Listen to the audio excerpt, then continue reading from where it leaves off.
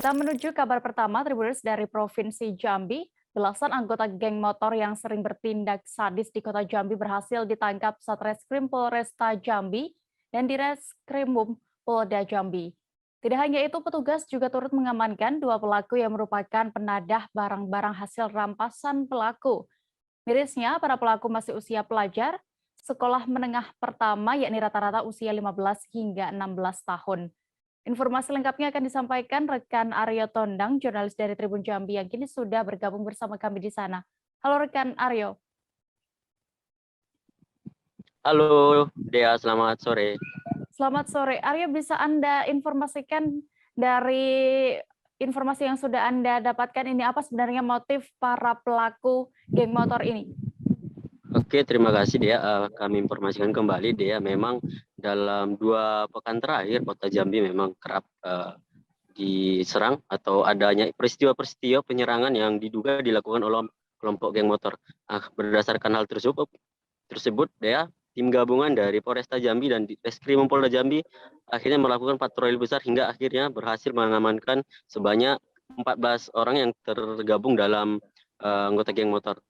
Untuk motif sendiri dia dari keterangan Kapolresta Jambi Kombes Pol Eko Wahyudi, di mana kelompok geng motor ini sendiri ada 3 kelompok dia yang di mana merupakan mempunyai motif berbeda-beda. Dua kelompok maksudnya dia mempunyai motif yaitu hanya untuk sebuah eksistensi atau membutuhkan pengakuan dari masyarakat. Sehingga ini lebih dikategorikan ke arah kenakalan remaja. Mereka menyerang masyarakat hanya untuk mendapat pengakuan seperti itu.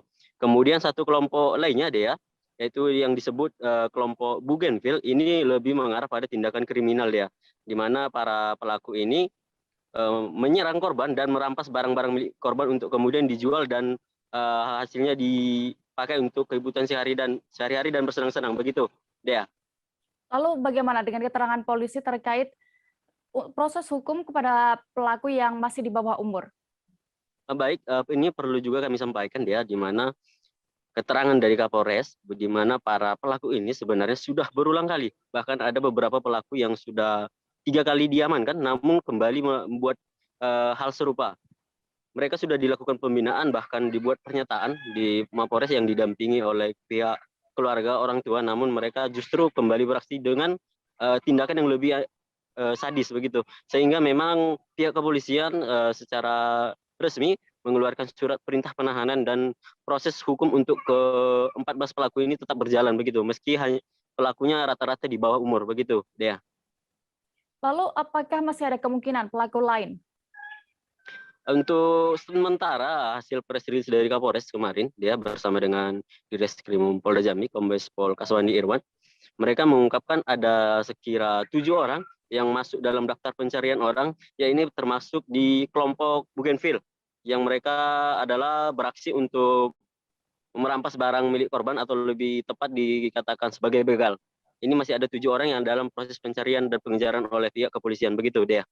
Baik, terima kasih rekan Aryo Tondang. Dan berikut Tribuners kami tampilkan keterangan dari Kombes Pol Eko Wahyudi selaku Kapolresta Jambi terkait kasus ini selengkapnya. Khususnya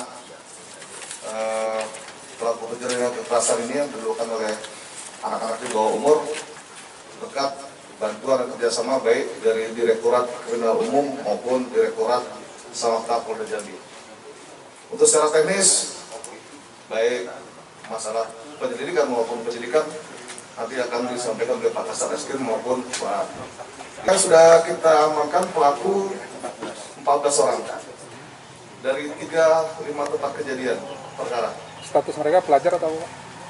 Kebanyakan rata-rata sudah drop out atau sudah putus sekolah, bahkan sudah ada yang dewasa.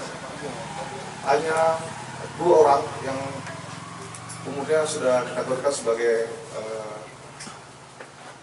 sudah dewasa. Terus Pak, yang lainnya itu masih di bawah umur. Apakah mereka juga dipengaruhi dengan alkohol? Untuk melaksanakan pencurian dengan kekerasan atau penganiayaan, mereka selalu mendahului dengan mengkonsumsi minuman keras. Sampai sekarang, yang pertama eksistensi, mencari jati diri, kemudian yang kedua memang mereka mencari kehidupan atau mencari ekonomi untuk kehidupannya sehari-hari. Karena mereka kebanyakan dari keluarga yang broken home, banyak yang putus sekolah, Bahkan SD pun ada yang tidak tamat. Dari 5 kejadian perkara ini ada 3 kelompok. Yang pertama, kalau bisa saya sampaikan, yang pertama kelompok Bougainville, kemudian kelompok Silinca, dan kelompok Pelamboyan. Sampai sekarang kita belum menemukan apakah mereka terorganisir atau tidak. Tapi untuk kesimpulan sementara mereka tidak. Seperti saya sampaikan tadi, sebelum kita lakukan penangkapan terhadap 5 tempat kejadian perkara ini, sebagian besar mereka sudah pernah kita amankan. Bahkan ada yang 2-3 kali kita amankan di Polresta Jambi. Dan kita sudah melakukan pendataan, kita buatkan datanya yang dari Polresta. Setelah kita lakukan penyelidikan yang di-backup oleh Ditkrimum, ternyata pelaku dari pencurian dengan kekerasan dan penganiayaan ini itu dilakukan oleh rata-rata mereka yang pernah. Jangan lupa subscribe, share, komen, dan like ya.